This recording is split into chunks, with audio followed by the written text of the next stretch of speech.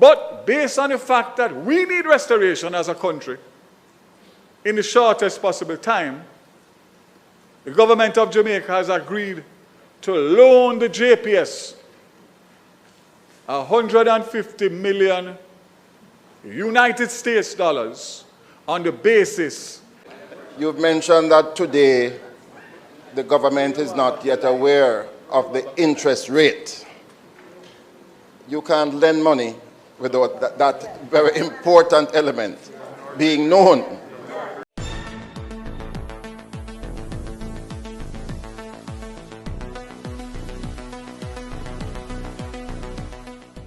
Blessings, ABR family and viewers. Welcome back to the channel. It's your girl, Isabel Rose. And in this one, what a piece of throwdown in the Parliament today as it relates to energy and the whole restoration process.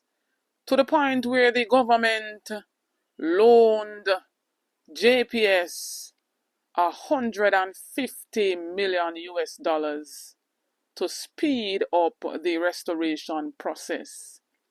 But then the opposition hit back asking, where do they get that $150 million US to loan JPS? Some are even speculating if it's the same funds that they received from the cat bond payout of $150 million US. More revelation as you watch this entire video. You will see the showdown of the Minister of Energy versus the opposition energy boss of Philip Paulwell. Please stay tuned for the details at hand. Don't forget to like, share and subscribe to the channel. ABR family, when you finish watching this video, please leave your comments in the comment section. Tell me what you think. Do you agree with the government loaning JPS that hefty sum and not knowing the interest rate on that? What says you? As we know, the JPS service license expires and the license request requires that the government indicates its intention by July 2025. To call the government's position was upon expiration of the current All Island license not to renew under existing terms. It's important to point out and remind Jamaica that failure for the government to have responded would have given the JPS an automatic 10-year extension to the existing license of 10 years. So understand what that means in English. If the government did not respond with a position by July 2025, automatically a 10-year extension. So you'd be talking about a license that was given in 2001, renewed in 2016, which expired in 2027, to go from 2027 to 2037 under the same existing conditions. I am not going back. Today is Melissa Day. September 3rd gone. So we're not going to talk about how we got there. We're going to talk about how we're going to fix it. So understand now that Melissa hit. And when Melissa hit, there's a need for restoration. The restoration requires money. The Emergency Disaster Fund, which is what you would call the self-insurance for the distribution and transmission line of the JPS, which is not insured because it's uninsurable, is what we have used for Beryl and for Melissa and for all the other events that we have had in recent years. So, as of right now, that fund, based on the claims that have been made already, to prepare for Melissa, has been exhausted. So it means that the JPS has 2 years on a license and they have to raise money to restore. Several iterations, several proposals. One, JPS wants a 15-year extension. And they get 15-year extension, they will do what they need to do to find the money. Other one is that multilaterals are prepared to give them money, but they want at least 8 to 10 years extension. Where does that put us? That put us in two situations. One, a commitment that was made by this minister and this government in June of this year that any new license would be on new terms. A commitment that was made, a commitment that will stand, and no Melissa, no Trelisa, no Belinda is going to change that. So the government is now in a position now, what do we do? Because we need restoration. JPS is saying that the earliest restoration time that they can give us for the worst affected areas is April to May 2026. Can you imagine when you tell a minister that? And on top of which, they want an extended license. That is going to mean that we are in the same situation. Well, Madam Speaker, my colleagues here, many hours, many discussions. Cabinet, not once. Cabinet, not twice. Cabinet 3 times, including yesterday morning. And the decision, thanks to the help and the input of the Ministry of Finance, specifically Minister Williams, and the Financial Secretary, and of course, the new Minister of Efficiency, we were able to work out yesterday and get approved by Cabinet an agreement to fast-track the restoration to end of January, latest early February. Don't clap yet. Don't clap yet. If they don't clap, they don't get it. On the basis that the government of Jamaica is not prepared to negotiate any extension of any license other than the process that is going to take us from now until 2027 when this existing license expires. But based on the fact that we need restoration as a country in the shortest possible time, the government of Jamaica has agreed to loan the JPS 150 million United States dollars on the basis that they will use that money, which is estimated at $75 million a month, to restore the entire grid, save and except for any special area that may not be reachable, but the major areas by the end of January, latest early February. What are the terms to make sure that the government and the taxpayers are fully protected? 5 years with an interest rate to be negotiated by the Ministry of Finance, which I'm sure will be a reasonable interest rate, because the higher the interest rate is the more it's going to pass on to the consumer. And we are cognizant of that. However, they can pay as early as 2 years. Why? Because 2 years the license expires. They'll either have a renewed license or they won't have a license. If they have a license, they can attract financing.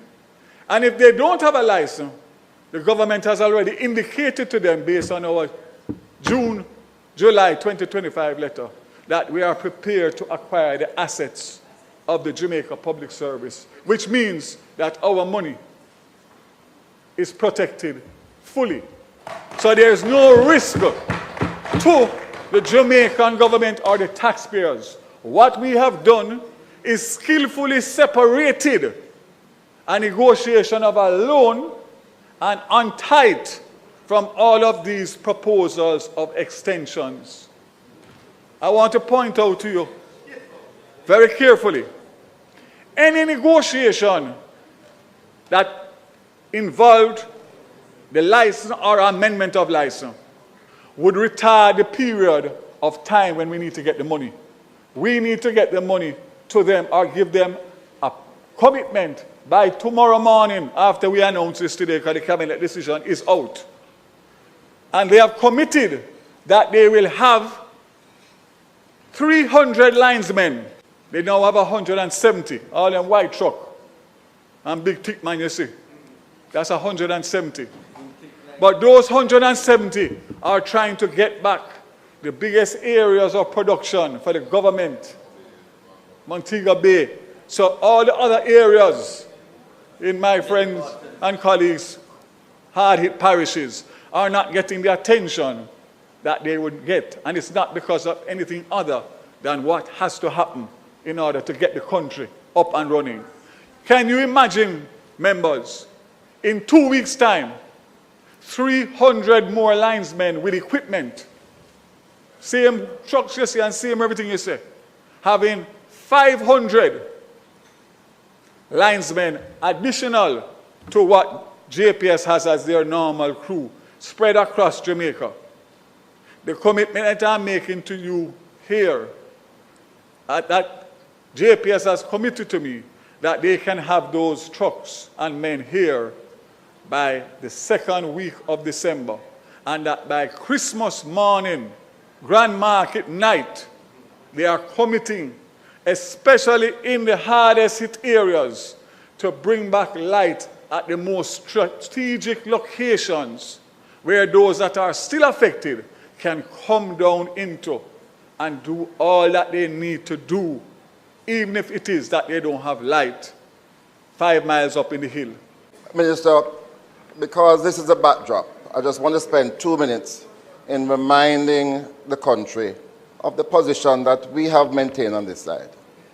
Because there's no magic to 2027, as it was when I was Minister of Telecommunications in 1999. There was no magic to 2038, which was the date for the telecom license to be expired.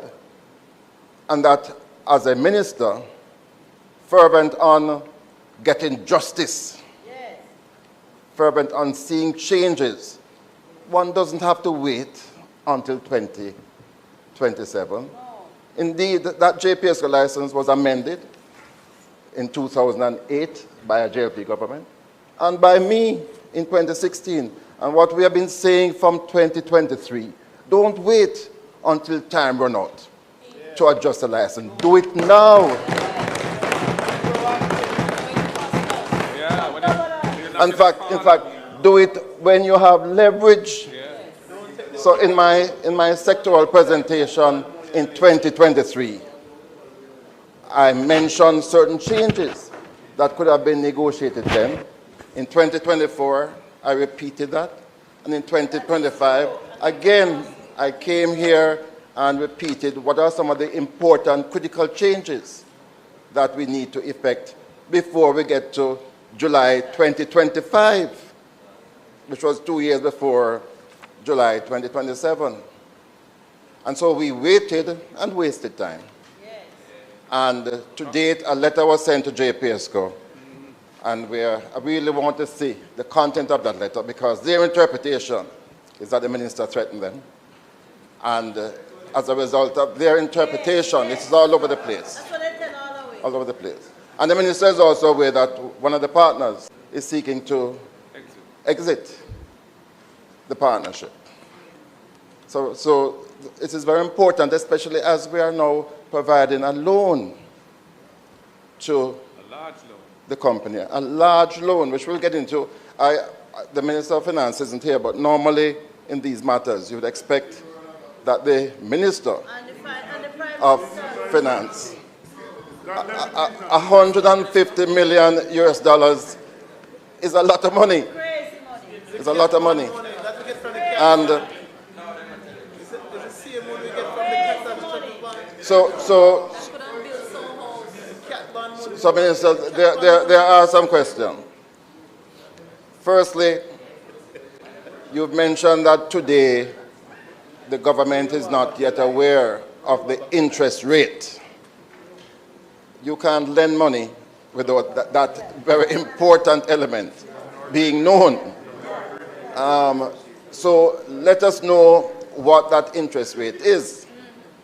But more importantly, you did say that at the end of 2 years, if the company hasn't paid back the loan by then, there's an opportunity for the government to transfer that loan into equity, into shares, and to acquire the assets. What is the value of that asset?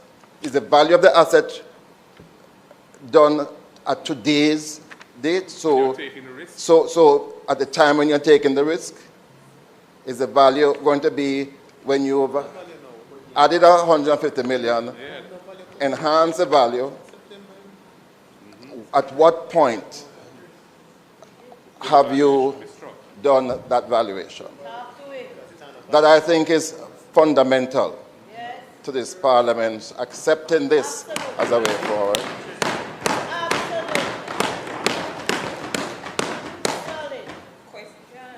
So that is a most important question. But the Minister has mentioned that JPS wants $350 million. And presumably, that is the cost for the full restoration that is to happen now in February. But the government is only providing 150. So we are short by $200 million. Where, yes, and it's United States dollars. You know, before all of this, we were being told by JPS and others that the amount of money for full restoration was between 400 and 500. So we are down to 350. They are getting 150 from the government of Jamaica. Where, and I'm so happy the Minister of Finance is back, where is the balance to come from? $200 million. And very importantly, what assurance is there, especially because restoration is tied to this 150 million, what assurance is there for the balance 200 million? And again, have commitments been given by the government for this balance to be provided? And by the way, probably when the Minister of Finance speaks, we will know exactly where that 150 million is coming from. Council fund, borrowed money, and I think the cat bond. Minister, I don't see how we can leave Parliament today and not be told where that 150 million US is coming from.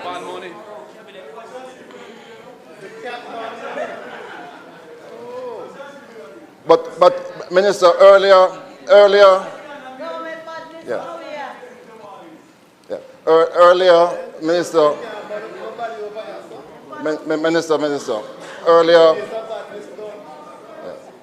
Minister, I want to suggest a few things.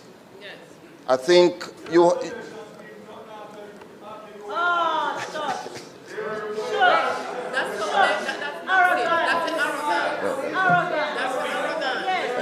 I am making.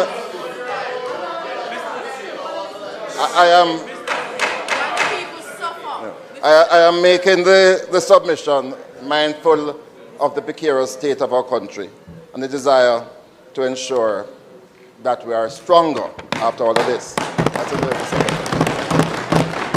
Let us separate two things. Let's separate the negotiation that's going to go forward and the questions that were raised, but let's start with where we are now.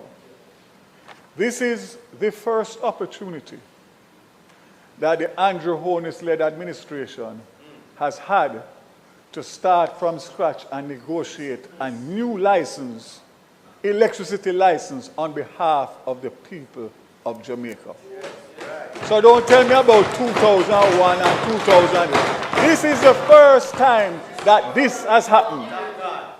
This administration and this minister had given a commitment to the people of Jamaica that we were going to negotiate a new license. We didn't say who the new license would be with. And at this point, what I have stated here today is that I have separated Melissa and the needs that the JPS needs for Melissa in terms of funding to bring forward the timelines. And I can state here now that the contract with the consultants out of the UK were signed yesterday. They arrive here next week. The negotiating team of the government of Jamaica is ready to go to the table with the JPS next week with the hope of coming to some kind of agreement or to have a disagreement so we know exactly which road we are going down. So to ask me about a valuation when a negotiation is just starting and the license is very explicit on what happens if the government takes the position that they are going to buy out the assets of the existing electricity provider. So that is a premature question that I can't answer because I don't reach here yet. Because it might not even be necessary. So that's number one. Number two, the meeting that I had yesterday with the chairman of the JPS, the CEO of the JPS, and the CFO of the JPS, in relation to what we agreed, was unanimous as the best way forward to deal with the current situation and to make sure that we don't delay it and we go on the same path, which is to try and come with an agreement in the shortest possible time with the negotiation teams at the table.